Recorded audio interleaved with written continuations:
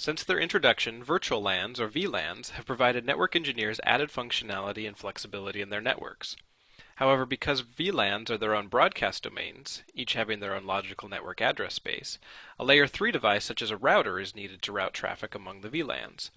This video will help you understand the different methods used to facilitate traffic flow from one VLAN to another in a network. Inter-vlan routing is the process of forwarding traffic from one VLAN to another, and this process requires a router. With traditional inter-vlan routing, the router uses a separate port for each VLAN. In this animation of traditional inter-vlan routing, PC1 on VLAN 10 is communicating with PC3, which is on VLAN 30. Notice also that PC1 is at address 172.17.10.21, and PC3 is on a different IP subnet, 172.17.30.23. We know this by looking at the different router interface addresses, which specify a /24 mask. In this example, packets from PC1 flow into the router's F00 interface. The routing process is then completed, and then traffic flows out of the router's F01 interface toward PC3. Note that although we have redundant trunk ports between switches, each router port only participates in a single VLAN. Router on a stick VLAN configuration enables networkers to configure a single trunk port between the switch network and the router regardless of the number of VLANs. The single physical router interface is configured into multiple logical subinterfaces. In this example, you can see that the F01 physical interface has been divided into 3 logical subinterfaces, one for each VLAN. The IP address of each subinterface serves as the default gateway for its respective VLAN. Another option for inter-VLAN routing is to employ a Layer 3 switch to complete the routing function, but this is beyond the scope of this presentation.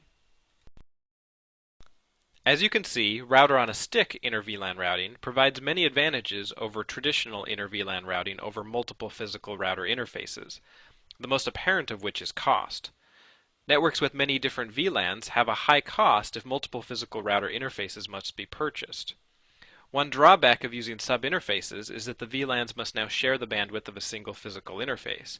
However, adding another physical interface can relieve some of this contention.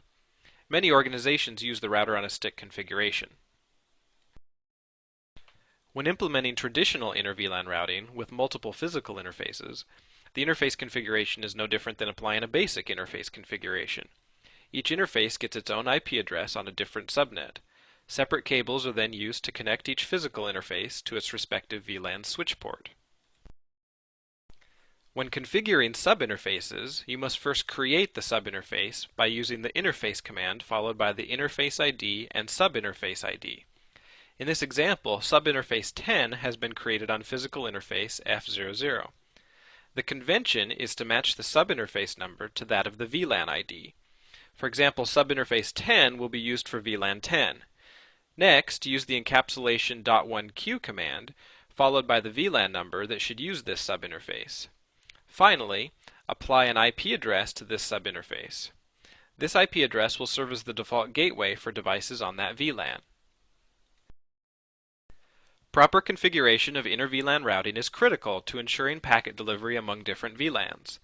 Fortunately, overall configuration of inter-VLAN routing is simple, regardless of which method you employ, traditional or router on a stick. We hope this video is helpful in your continued study of networking. Good luck!